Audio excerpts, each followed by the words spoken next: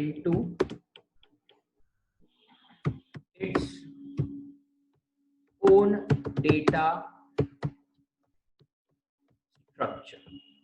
ये डेटा को कन्वर्ट करता है अपने खुद के डेटा स्ट्रक्चर में, ताकि इजीली वो खुद उस डेटा को समझ पाए। It also supports data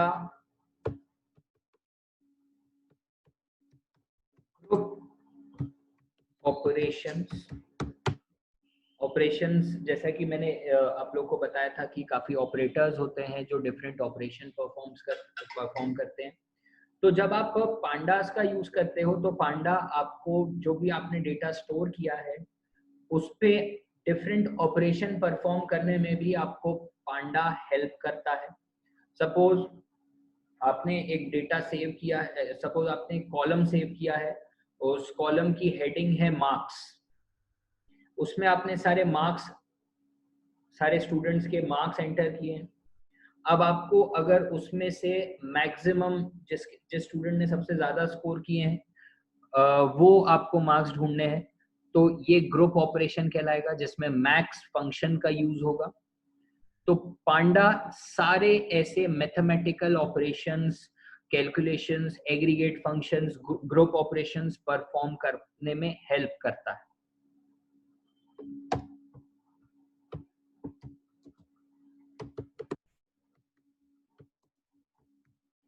Has its own IO functions। IO functions यानी कि input as well as output. Input और आउटपुट फंक्शंस को परफॉर्म करता है। ये उसके खुद के आईओ फंक्शंस हैं, पाइथन पांडा के आईओ फंक्शंस हैं।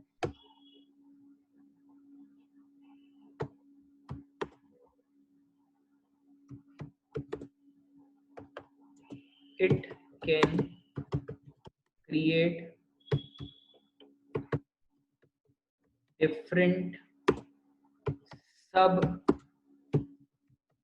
groups of data। जितना भी डेटा आप किसी सर्वर पे या कहीं पर भी जब आप स्टोर करते हो तो उस डेटा को भी सब ग्रुप में बांटने की ताकत रखता है पाइथन पांडा। ठीक है, कोई भी डेटा अगर डेटा की ग्रुपिंग करनी होगी तो भी आप पाइथन पांडा में सिंपल फंक्शंस के थ्रू डेटा की ग्रुपिंग कर सकते हो, जैसे आप सब ग्रुप भी कहोगे।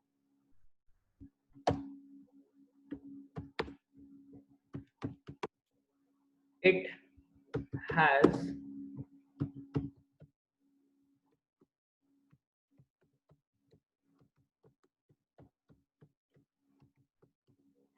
Search operation functions.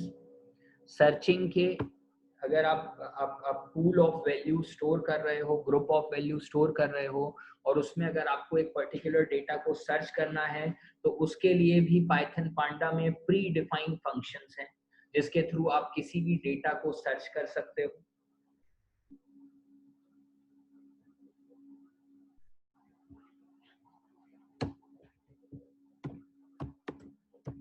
It has different sub libraries। मतलब जैसे कि हमने बात की, जो पाइथन पांडा है ये खुद में ही एक लाइब्रेरी पैकेज है। दैट मीन्स इसके अंदर और भी सब लाइब्रेरीज हैं जिनके अंदर और बहुत सारे फंक्शंस होंगे। ठीक है, जैसे कि नाम इसका जो हमने इसकी डेफिनेशन लिखी आप देख सकते हैं, उसमें लिखा हुआ है कि it is a software library package. मतलब पांडा एक लाइब्रेरी तो है ही, पर इस लाइब्रेरी के अंदर और भी सब लाइब्रेरीज हैं। ठीक है, तो ये इसके कुछ फीचर्स हो गए। अब अगर हम बात करें पाइथन पांडा की बच्चों, तो जो पुराने वर्जन्स थे जो एडिटर्स थे पाइथन को एग्जीक्यूट करने के लिए, जो पहले के एडिटर्स आते थे उसमें पाइथन पांडा सॉफ्टवेयर को अलग से इंस्टॉल करना पड़ता था। आप जब पाइथन का कोई भी एडिटर इंस्टॉल करते थे तो उस एडिटर के साथ पाइथन पांडा लाइब्रेरी पैकेज को भी लिंक करना पड़ता था ताकि पाइथन पांडा का यूज कर सकें। बट अब जो लेटेस्ट वर्जन आ गए हैं, जो आप एडिटर्स का यूज करोगे, वो सारे एडिटर्स में आपको पाइथन पांडा ऑलरेडी इनबिल्ट मिलेगा।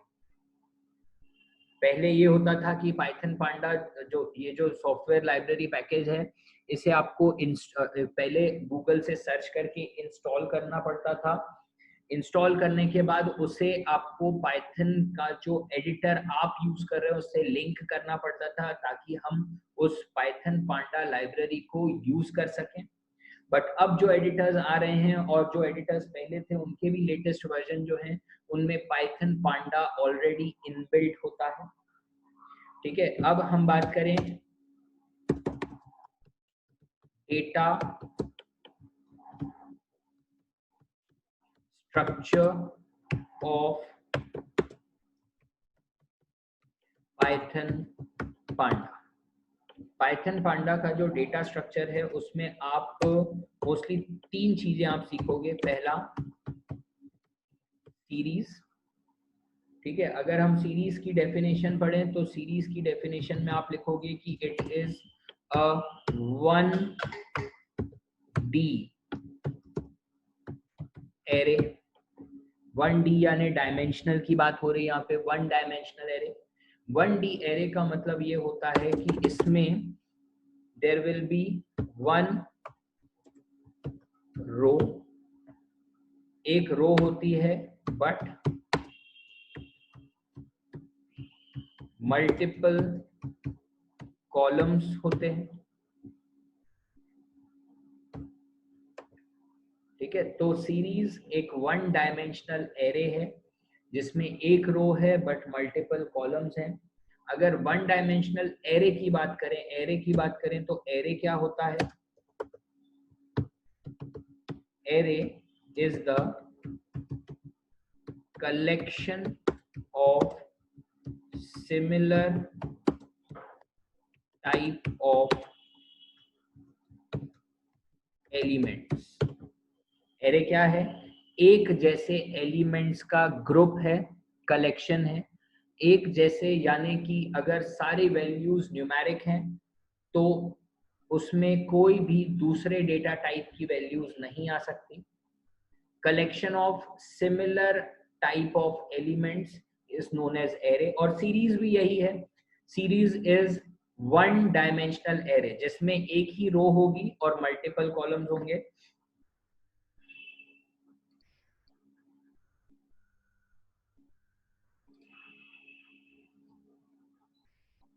कुछ इस तरीके का ये दिखेगा अगर आप इसको ऑब्जर्व करें तो।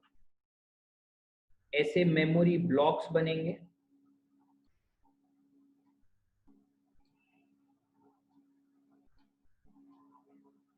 अगर आप देखें तो यहां पर एक सिंगल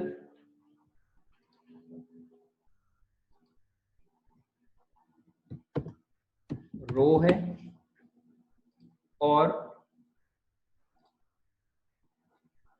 मल्टीपल कॉलम्स हैं।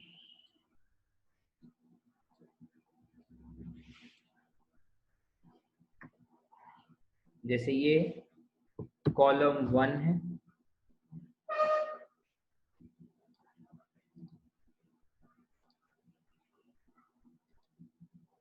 Column 2 and so on. इस तरीके से आप कॉलम्स को क्रिएट कर सकते हैं। तो अगर आप ऑब्जर्व करें तो ये जो डायग्राम मैंने बनाया है ये 1 डायमेंशनल एरे का डायग्राम है जिसमें एक सिंगल रो है पर मल्टीपल कॉलम्स हैं। और अगर आप देखें तो सिंगल रो मल्टीपल कॉलम्स होने पे इसे 1 डायमेंशनल एरे भी कहा जाता है। 1D array is known as a series. ठीक है, ये भी कहा गया है बच्चों इसकी डेफिनेशन में कि दिस इज यानी कि सीरीज इज म्यूटेबल म्यूटेबल का मतलब होता है चेंजेबल, मतलब इसमें आप चेंजेस भी कर सकते हैं। ये सीरीज की डेफिनेशन हो गई। सीरीज की अगर बात करें बच्चों, तो यहाँ पर जितने भी एलिमेंट्स होंगे उन सब की इंडेक्सिंग होगी। शायद आपने 11th क्लास में पढ़ा होगा कि जो एलिमेंट्स होते हैं उनकी इंडेक्सिंग की जाती है,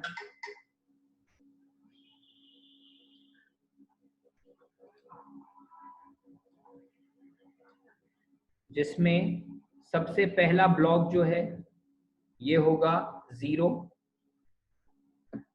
इसके बाद जो नेक्स्ट ब्लॉक है वो होगा 1, और इस तरीके से ये इंडेक्सिंग कहलाती है फॉरवर्ड इंडेक्सिंग।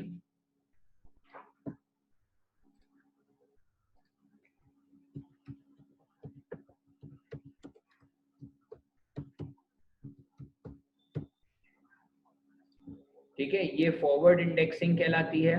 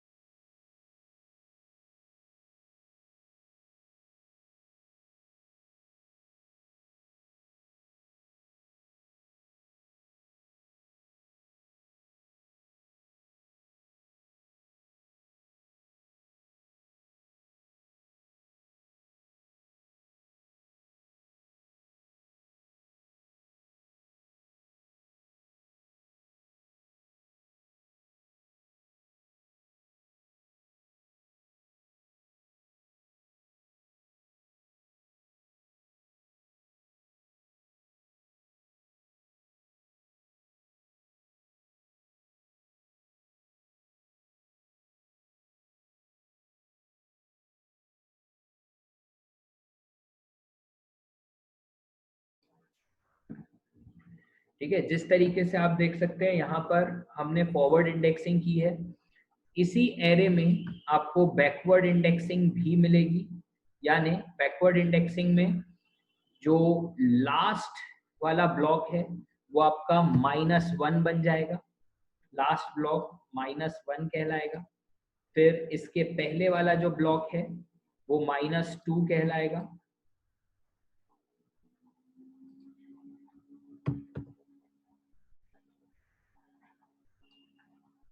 ये इंडेक्सिंग कहलाती है बैकवर्ड इंडेक्सिंग।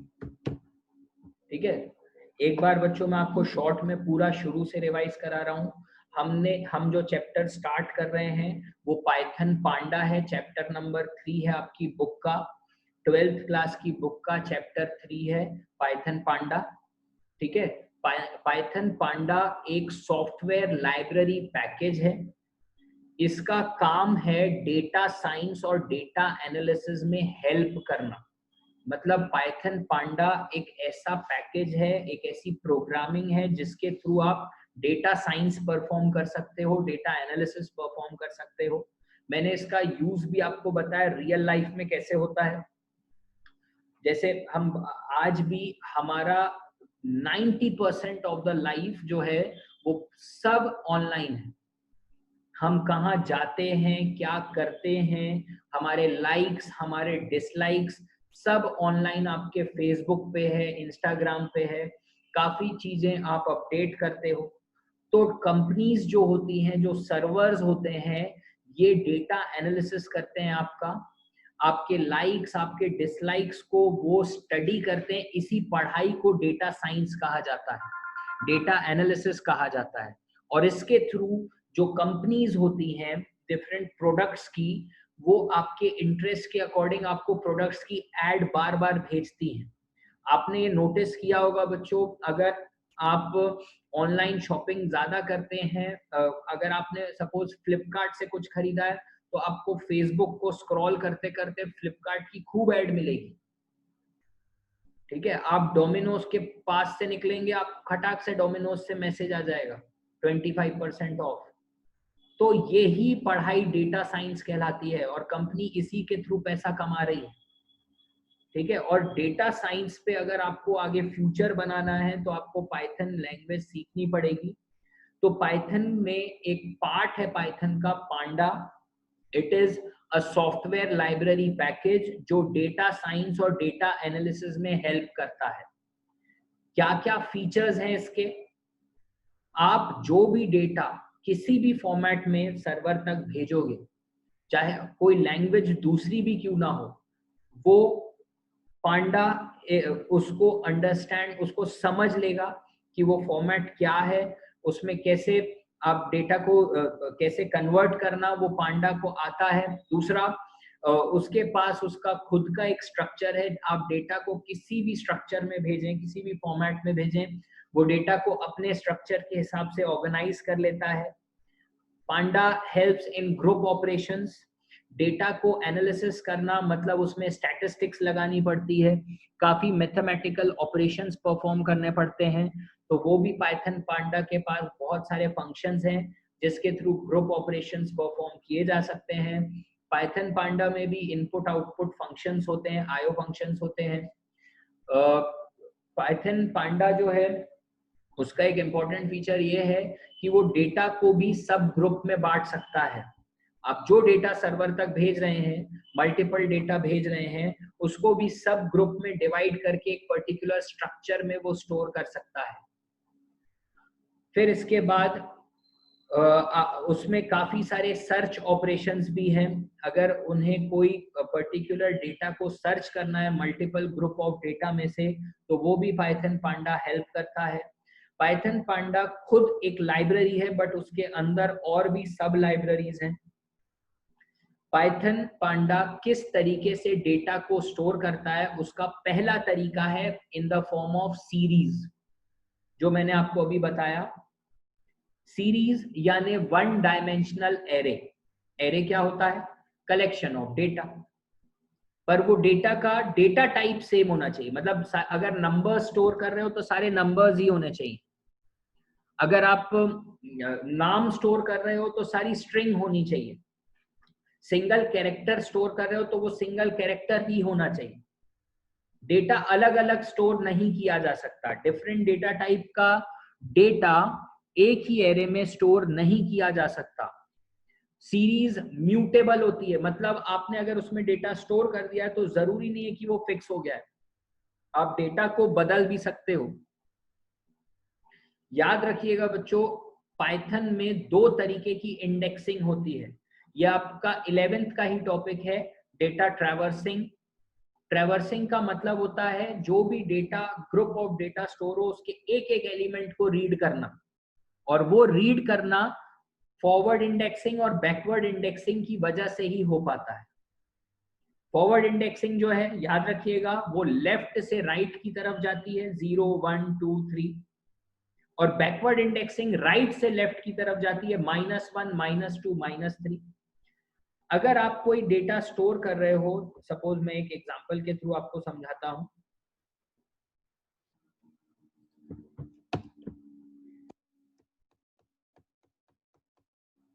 अगर आप कोई डेटा स्टोर कर रहे हो, सपोज आपने एक डेटा स्टोर किया है s इक्वल्स टू, और आपने एक लिस्ट बनाई है जिसमें डेटा स्टोर किया है 4, 3, 7, 6, 5। This is your data. ये 1D एरे है, मतलब मेमोरी में ये कुछ इस तरीके से ही स्टोर होगा, जिसमें आपके पास दो तरीके की इंडेक्सिंग होगी। One will be forward indexing.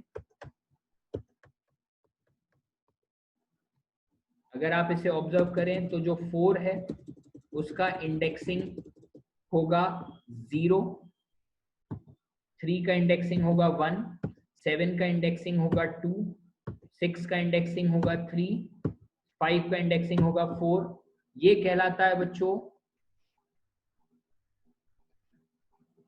This is known as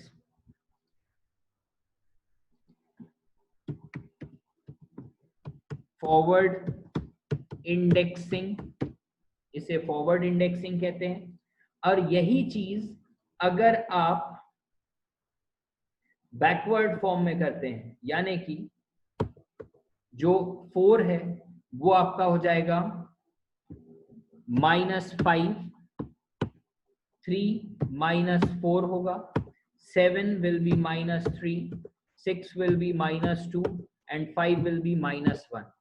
इसे कहा जाता है बैकवर्ड इंडेक्सिंग। ये आपका बैकवर्ड इंडेक्सिंग है।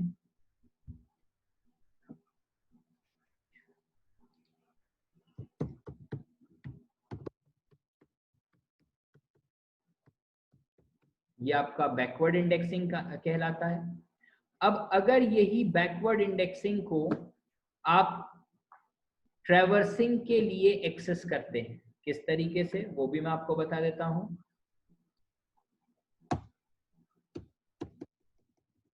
सपोज आपने लिखा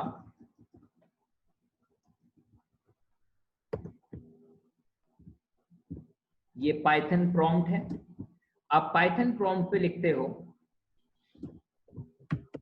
प्रिंट, और यहां पर हमने लिखा s, स्क्वायर ब्रैकेट के अंदर मैंने लिखा -3। अगर आप इसका आउटपुट देखेंगे तो इसका जो आउटपुट आएगा दैट विल बी 7, क्योंकि -3 जो है it is the backward indexing, और बैकवर्ड इंडेक्सिंग के हिसाब से -3 पे कौन सा एलिमेंट है, 7। अगर यही चीज हम लिखें प्रिंट s स्क्वायर ब्रैकेट्स में, अगर हम लिखें 3, तो अब प्लस का साइन है, मतलब ये फॉरवर्ड इंडेक्सिंग होगी, और फॉरवर्ड इंडेक्सिंग के हिसाब से थर्ड इंडेक्स पे क्या है, 6। तो इस तरीके से डेटा को ट्रैवर्स किया जाता है with the help of indexing. दो तरीके की इंडेक्सिंग होती है बच्चों, याद रखिएगा, फॉरवर्ड इंडेक्सिंग और बैकवर्ड इंडेक्सिंग। दोनों की वजह से ट्रैवर्सिंग होती है। ट्रैवर्सिंग का मतलब पर्टिकुलर एलिमेंट को अगर रीड करना है तो आप ट्रैवर्सिंग का यूज करते हैं। तो ये हमने पढ़ा डेटा स्ट्रक्चर ऑफ पाइथन पांडा में सीरीज। सीरीज को अगर आप प्रैक्टिकली इंप्लीमेंट करें तो इंप्लीमेंट करने के लिए देखिए, पाइथन आइडियली आप सबको पता है, ये पाइथन आइडियली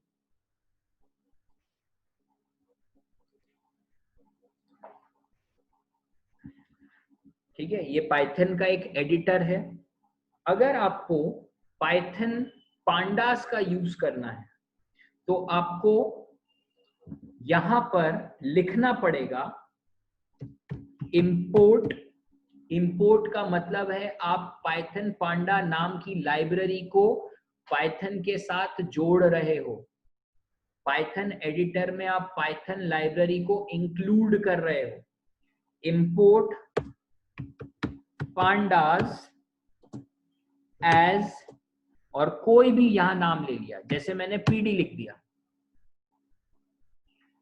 तो अब पांडास नाम की लाइब्रेरी को पीडी से रिप्रेजेंट किया जाएगा थ्रू आउट द प्रोग्राम। ये वाली जो लाइन है इंपोर्ट पांडास एज पीडी, मतलब पांडास नाम की सॉफ्टवेयर लाइब्रेरी पैकेज को आपने अपने प्रोग्राम में जोड़ लिया है। अब आप पांडास लाइब्रेरी के सारे फंक्शंस को, प्री डिफाइंड फंक्शंस को अपने प्रोग्राम में यूज कर सकते हो। ठीक है, ये एरर इसलिए बता रहा है बच्चों, आप देख सकते हैं यहाँ पे लिखा हुआ है नो मॉड्यूल नेम्ड पांडास, मतलब ये आइडियली पुराने वर्जन का है, इसमें मुझे पांडास को इंस्टॉल करना पड़ेगा, तब जाके हम पांडास लाइब्रेरी को आइडियली में यूज कर लेंगे। तो मैं नेक्स्ट क्लास से पहले ये इंस्टॉल कर दूंगा, काफी टाइम लगता है इसमें, बट आप समझ सकते हैं कि जो पांडा लाइब्रेरी है उसे अगर आपको आपके पांडा आइडियली के साथ यूज करना है, पाइथन के एडिटर के साथ यूज करना है, तो आपको ये स्टेटमेंट लिखनी पड़ेगी, इंपोर्ट पांडास एज पीडी। जब आप ये लाइन लिखेंगे तो automatically Panda will be included with imported with Python. फिर इसके बाद अगर आपको सीरीज का यूज करना है, अभी तो ये प्रैक्टिकली रन नहीं हो पाएगा बच्चों, फिर भी मैं बता दे रहा हूं, अगर आपको सीरीज का यूज करना है, सपोज आप एक सीरीज बना रहे हो एस नाम की, एस इक्वल्स टू, अब आप पीडी का यूज करोगे, PD is the object which is representing Panda library, और पांडा लाइब्रेरी के अंदर एक फंक्शन है सीरीज नाम का, और यहां पर मैंने ब्रैकेट स्टार्ट ब्रैकेट बंद कर दिए। मतलब ये जो लाइन मैंने लिखी है, इससे आपने एक एम्प्टी सीरीज बना दी है, इसमें अभी कोई एलिमेंट नहीं है, ठीक है। तो अगर आप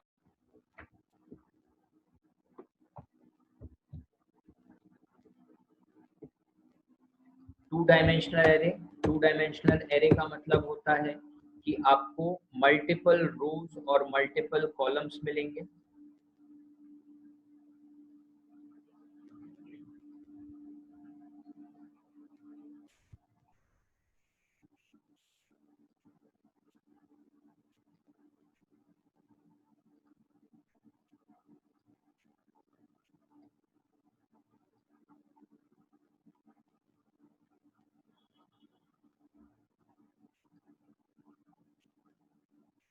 ठीक है, अगर हम ऑब्जर्व करें बच्चों तो यहाँ पर आपको टोटल 4 रो है, और आप देख सकते हैं यू हैव 4 कॉलम्स आल्सो, तो मल्टीपल रोज और मल्टीपल कॉलम्स होंगे इसमें।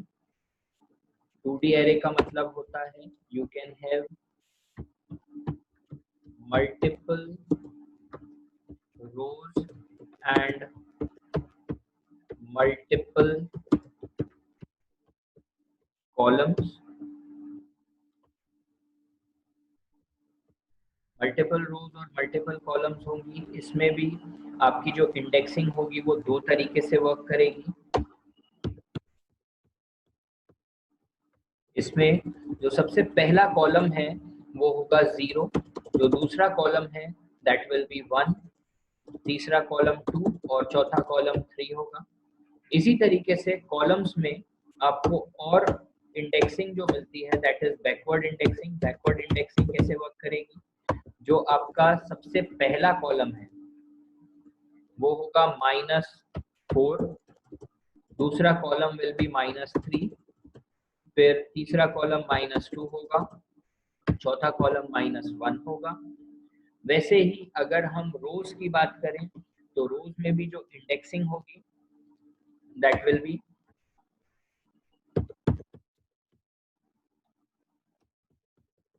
जो रोज में इंडेक्सिंग होगी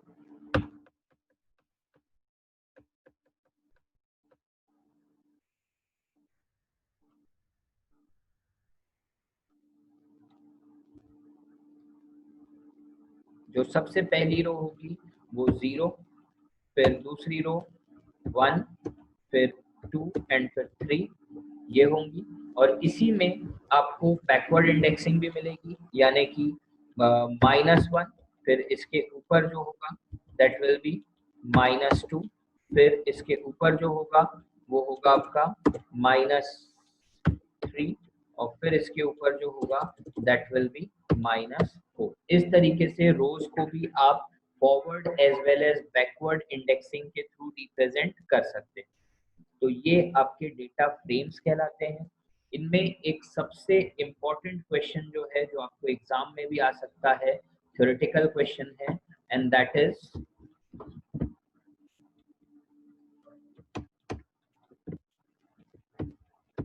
what is the difference between data frames and series। तो ये एक बहुत आईएमपी क्वेश्चन है जो आपको थ्योरेटिकली आ सकता है एग्जाम में। तो इसमें जो आप डिफरेंस लिखेंगे, ऑब्वियसली आप कॉलम वाइज भी लिख सकते हैं, दो कॉलम में आप डिवाइड कर दीजिए डेटा फ्रेम्स डेटा फ्रेम्स के बारे में आप ये लिखेंगे कि जो डेटा फ्रेम्स होते हैं वो they are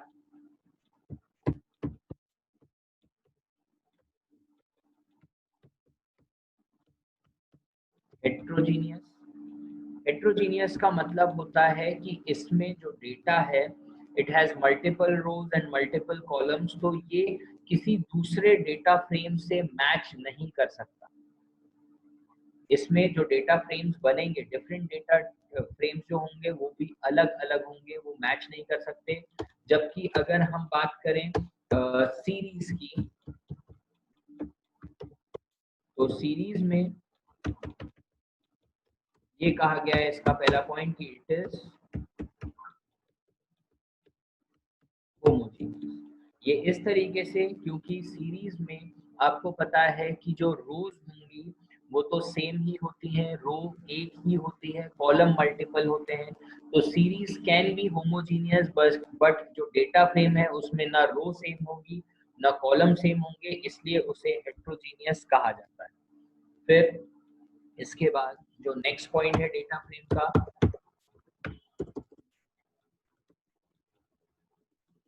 the second point, कि जो डेटा फ्रेम्स होते हैं उसकी जो वैल्यू होती है दैट इज म्यूटेबल। म्यूटेबल का मतलब हमने पढ़ा था कि उसके जो एलिमेंट्स हैं उनको चेंज किया जा सकता है। म्यूटेबल का मतलब ही होता है चेंजेबल, जब आप वैल्यूज एलिमेंट्स को बदल सको, यही म्यूटेबल का मतलब होता है। ये कह लीजिए कि जो सीरीज है, सीरीज में भी जो सेकंड पॉइंट है वो यही होगा कि वैल्यूज आर म्यूटेबल। मतलब ये कह लीजिए कि सिमिलैरिटी है इनके बीच में कि इसमें भी जो वैल्यूज, जो एलिमेंट्स होंगे सीरीज के अंदर वो चेंजेबल होते हैं। फिर इसके बाद जो नेक्स्ट पॉइंट है दैट इज डेटा फ्रेम में जो साइज आप मेंशन करोगे क्रिएट करते समय, the structure of the data frame is mutable. मतलब आपने जो रोज और कॉलम्स डेटा फ्रेम को बनाते समय मेंशन की है, आप उसे बदल सकते हो। सपोज आपने डेटा फ्रेम को डिफाइन करते समय उसमें रो 4 डाली हैं और कॉलम 5 डाले हैं, आप बाद में ये रोज और कॉलम्स को चेंज कर सकते हो, फिगर को, अमाउंट को चेंज कर सकते हो, डेटा फ्रेम्स के साइज को बदला जा सकता है। यही चीज अगर हम बात करें सीरीज में तो इसमें ऐसा पॉसिबल नहीं है। मतलब कि the structure is immutable. Immutable का मतलब होता है अनचेंजेबल। जब आप साइज या स्ट्रक्चर को चेंज नहीं कर सकते तो सीरीज आपको ये चीज अलाउ नहीं करता है। सीरीज को डिफाइन करते समय जो आप साइज मेंशन करोगे वही साइज आपको इसमें यूज भी करना पड़ेगा।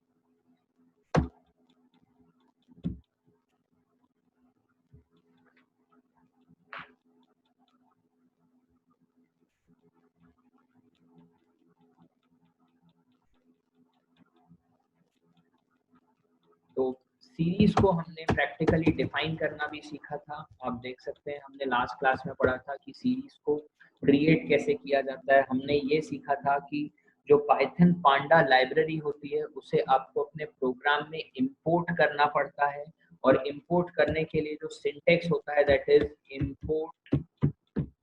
फिर आप उस लाइब्रेरी का नाम लिखेंगे जिस लाइब्रेरी को आपको अपने प्रोग्राम में इंपोर्ट करना है, जैसे कि पांडा, और इसमें एज करके आपको ऑब्जेक्ट डालना पड़ेगा। जैसे हम ऑब्जेक्ट सपोज डालते हैं पीडी, तो ये लाइन आपको सबसे पहले लिखनी पड़ेगी। इस लाइन का मतलब है कि आप पांडा नाम की जो लाइब्रेरी है एक्सटर्नल लाइब्रेरी, एक्सटर्नल पैकेज है, उसे आप अपने पाइथन एडिटर के साथ जोड़ रहे हैं। इसके बाद जो आपका नेक्स्ट टास्क होगा that is to create the series. Series को क्रिएट करने के लिए आप एक वेरिएबल लेंगे, सपोज मैं लेता हूँ s इक्वल्स टू, और फिर आप ऑब्जेक्ट का यूज करेंगे pd डॉट सीरीज, और यहाँ पर आप सीरीज में एलिमेंट्स को मेंशन कर सकते हो। एलिमेंट्स को मेंशन करने के लिए आप डायरेक्ट लिख सकते हैं सपोज 3, 5, 7, 4। तो आपने एक सीरीज क्रिएट कर ली है। This is a 1D array, 1 dimensional array है। ये क्रिएट करने का तरीका है सीरीज को। ये जो सीरीज आपने क्रिएट की है इंटरनली ये S में स्टोर होगी, मतलब ये जो 3, 5, 7 और 4 है ये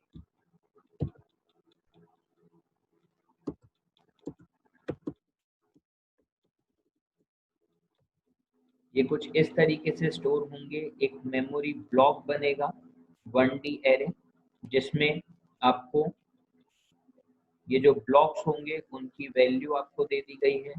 फर्स्ट ब्लॉक जो है उसमें 3 है, सेकंड ब्लॉक में 5 है, थर्ड ब्लॉक में 7 है। इस तरीके से ये डेटा सेव होता जाएगा।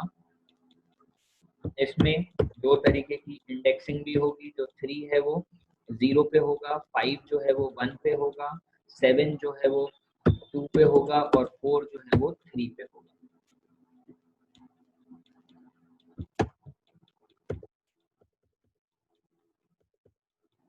यही चीज अगर अपन बैकवर्ड इंडेक्सिंग में देखें तो ये -4 होगा, फिर 5 -3 पे होगा, 7 -2 पे होगा और 4 -1 पे होगा। ये कहलाती है बैकवर्ड इंडेक्सिंग। इस तरीके से आप सीरीज को डिक्लेयर और डिफाइन कर सकते हो। बस आपको पाइथन पांडा लाइब्रेरी पैकेज को अपने प्रोग्राम में इंपोर्ट करना पड़ेगा, और इंपोर्ट करने का तरीका यहाँ पर मैंने आपके लिए लिख दिया है, इंपोर्ट पांडाज एज पीडी। और फिर हमने एक ऑब्जेक्ट, एक वेरिएबल बनाया है s, इसमें आप सीरीज को स्टोर करोगे। सीरीज जो पांडा नाम की लाइब्रेरी है उसमें एक फंक्शन आपको दिया हुआ है, predefined function to create a series, और उसका नाम है फंक्शन का सीरीज, जिसके थ्रू आप सीरीज क्रिएट करोगे और वो एस में सेव हो जाएगी। इस तरीके से आप सीरीज को क्रिएट कर सकते हो। अगर आपको सीरीज को प्रिंट कराना है तो इसके लिए आपको फंक्शन पता है प्रिंट, और यहाँ पर आप लिख देंगे एस, तो आपकी सीरीज प्रिंट हो जाएगी। इस तरीके से आप सीरीज पे वर्क कर सकते हो।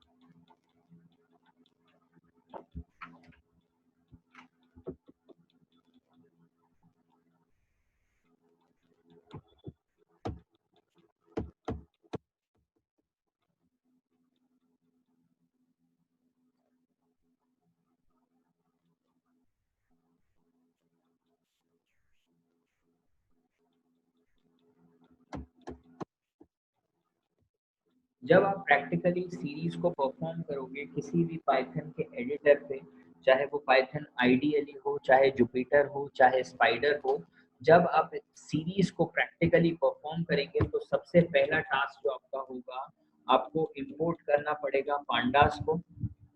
पांडास को जब आप इंपोर्ट करेंगे तो पांडास लाइब्रेरी का एक ऑब्जेक्ट हमने क्रिएट किया है पीडी। पीडी के थ्रू हमने सीरीज फंक्शन का यूज किया, जिसके थ्रू आपने एक सीरीज क्रिएट कर दी। जब आप सीरीज को प्रिंट कराएंगे बच्चों, तो जो आपका आउटपुट होगा वो कुछ इस तरीके का दिखेगा। जो आपका आउटपुट होगा, आउटपुट में जब डेटा डिस्प्ले होगा आपका सीरीज का, तो वो कुछ इस तरीके से होगा कि आपके जो सीरीज के एलिमेंट हैं वो आपको वर्टिकल ऑर्डर में दिखेंगे।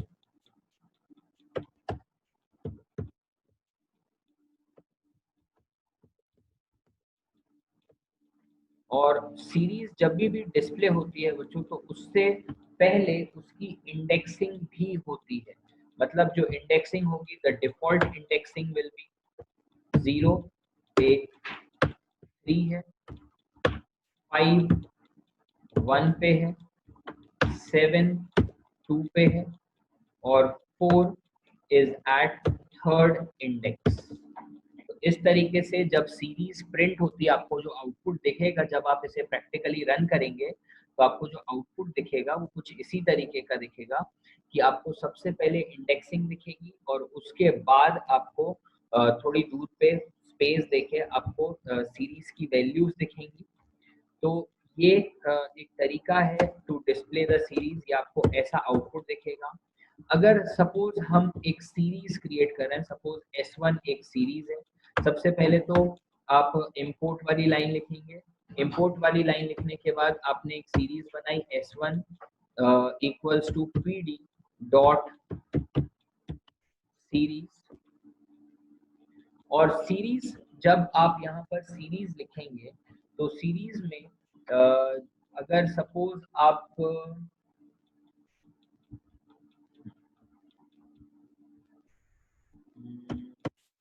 इन्वर्टेड कॉमा का यूज करते हैं, और इन्वर्टेड कॉमा में आपने लिखा मान लीजिए ए, और फिर इसके बाद कोलन, और कोलन के बाद सपोज आपने लिखा 3, फिर कॉमा, फिर से इन्वर्टेड के अंदर आपने लिखा मान लीजिए बी, फिर कोलन, और सपोज अब आप बिना इन्वर्टेड की, क्योंकि न्यूमेरिक वैल्यू आपने एक नंबर डाल दिया 7, फिर आपने फिर से इन सिंगल इन्वर्टेड के अंदर लिखा सी, कोलन डाल के आपने एक वैल्यू डाल दी मान लीजिए 9, फिर सपोज कॉमा, फिर आपने इन्वर्टेड के अंदर डाला डी, और कोलन डाल के सपोज आपने लिखा मान लीजिए 4।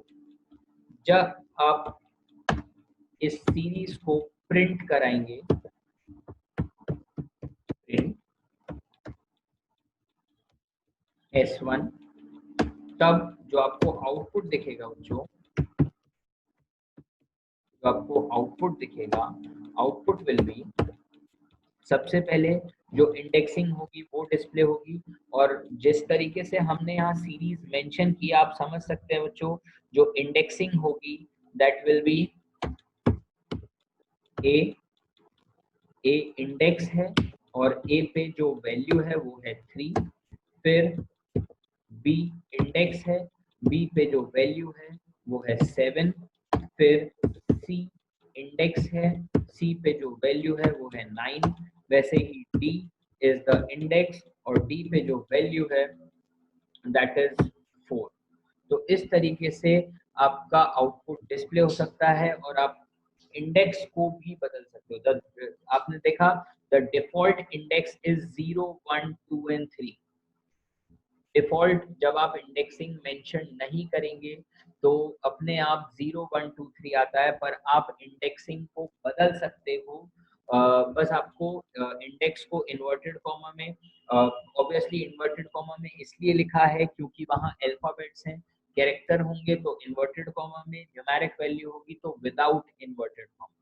इस तरीके से आप डेटा को डिस्प्ले कर सकते हो। एक एग्जांपल आपकी बुक में ही दिया हुआ है, suppose S2 equals to PD dot series, और यहाँ पर उन्होंने फिर से मेंशन किया है, सबसे पहले इन्वर्टेड के अंदर इन्होंने लिखा है जैन, कोलन डाल के उसमें कितने डेज होते हैं 31, फिर फेब, सपोज हम मान लेते हैं कि ये लीप ईयर नहीं है तो 29, फिर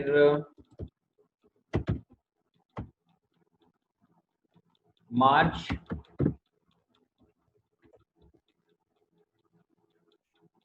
और मार्च के हिसाब से 31। तो इस तरीके से जब आप इसे प्रिंट कराएंगे, प्रिंट S2, तो आपको जो आउटपुट मिलेगा,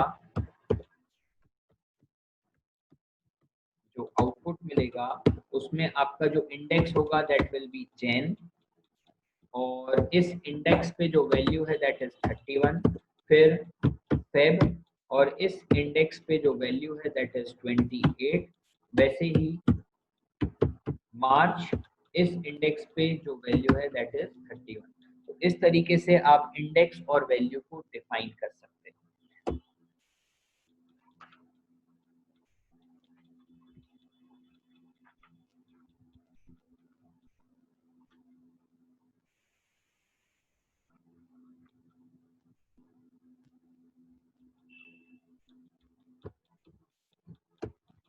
अब इंडेक्स को डिफाइन करने का एक तरीका और है बच्चों, बाय यूजिंग इंडेक्स कीवर्ड।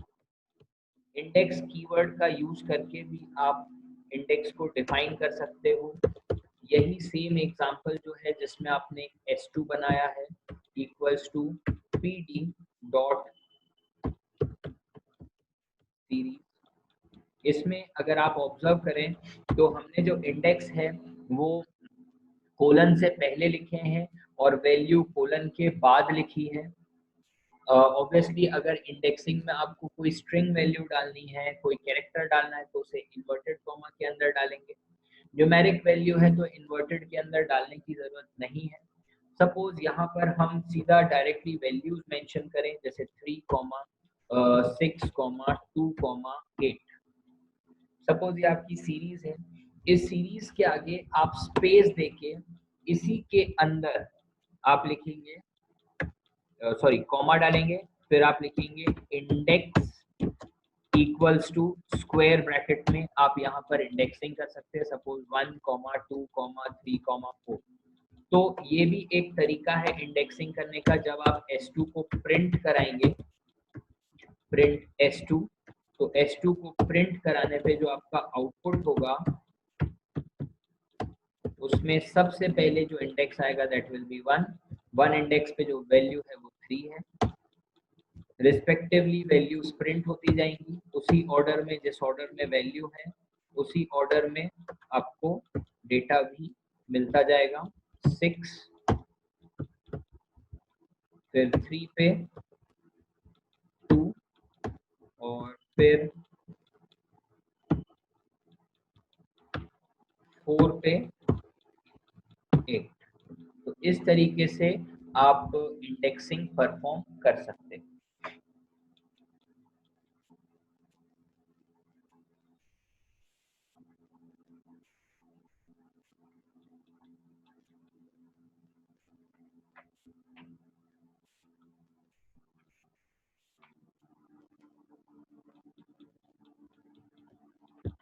इसमें एक चीज और इन्होंने बताई हुई है, that is to enter NaN value इन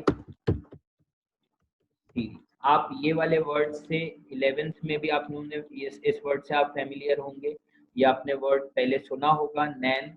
नैन का मतलब होता है बच्चों not a number.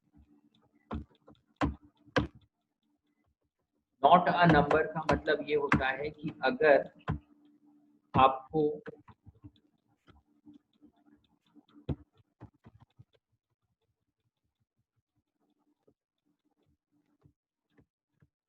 Empty value को फिल करना, ठीक है, to fill the empty value, to fill the missing value, to fill the missing value.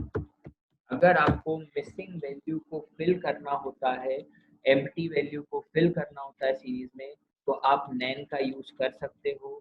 जैसे यहाँ पर आप किसी भी एक एग्जांपल में, सपोज इसी एग्जांपल में आप 2 के बाद लिखते हो नैन, और यहाँ पर एक इंडेक्स आप और इंक्रीज करते हो, सपोज आपने यहाँ पर इंडेक्स लिखा 5, तो आप देख सकते हैं बच्चों कि जो 4th इंडेक्स है वहां पर 8 ना आके यहाँ पर नैन प्रिंट होगा, और 5th इंडेक्स पे आपको जो वैल्यू मिलेगी दैट विल बी 8। ठीक है,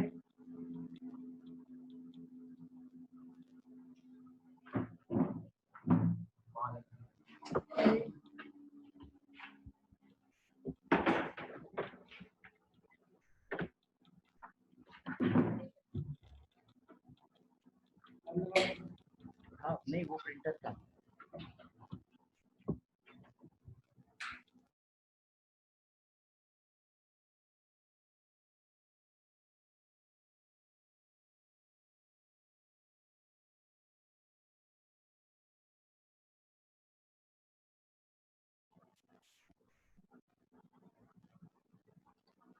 तो इस तरीके से आप मिसिंग वैल्यू की जगह नैन यानी नॉट अ नंबर वैल्यू भी प्रिंट कर सकते हो।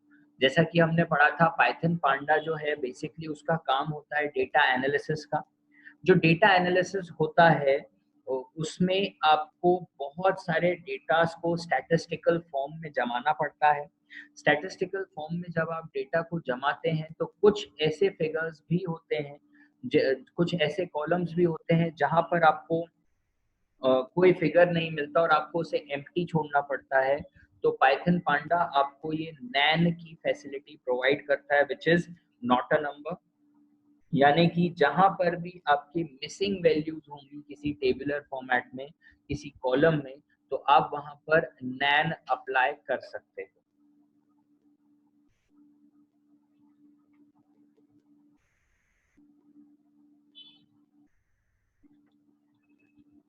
यहाँ पर जिस तरीके से हमने इंडेक्स नाम का एक कीवर्ड देखा, यहाँ पर इंडेक्स कीवर्ड के साथ आप एक चीज और यूज कर सकते हैं, दैट इज डेटा कीवर्ड। अब डेटा कीवर्ड क्या होता है, हमें पता है कि जब आउटपुट आ रहा है तो एक तरफ आपका इंडेक्स होता है और एक तरफ आपका डेटा होता है।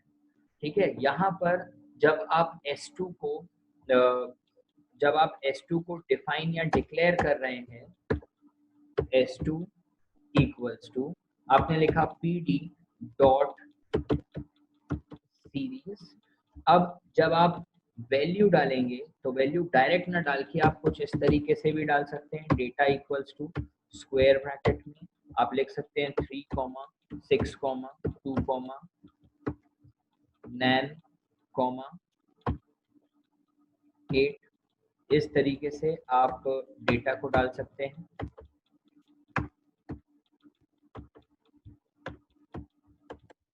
और वैसे ही जब डेटा हो जाए तो उसके बाद आप किसका यूज करेंगे, इंडेक्स का। इंडेक्स को भी बिल्कुल इसी फॉर्मेट में आपको डालना है, जैसे 1, 2, 3, 4, 5। तो आप S2 में जो डेटा और इंडेक्स डालेंगे वो इन दोनों कीवर्ड्स का यूज कर सकते हो, index keyword as well as data keyword.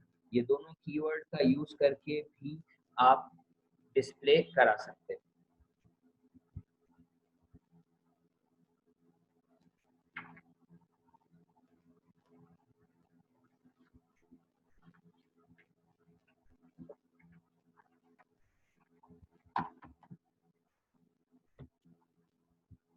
एक चीज यहाँ पर नोटिस करने वाली ये है कि जब भी आप इंडेक्स और डेटा एंटर करते हो तो आउटपुट में वो आपको एक चीज और बताएगा बच्चों, और वो ये है कि आपको वो साथ में डिस्प्ले करेगा उसका डी टाइप। डी टाइप का पूरा नाम होता है बच्चों data type. It will display the data type. और जो डेटा टाइप होता है बच्चों it is always dynamic. Dynamic मतलब जो भी डेटा आप उस सीरीज में डालेंगे उसके हिसाब से ही वो यहाँ पर डेटा टाइप को डिस्प्ले करेगा। जैसे S2 के हिसाब से जो डेटा टाइप है वो है इंट, और साथ में उसके बाइट्स भी लिखेगा, वो कितने बिट मेमोरी वो कंज्यूम कर रही है, चाहे वो 16 हो चाहे वो 64 हो।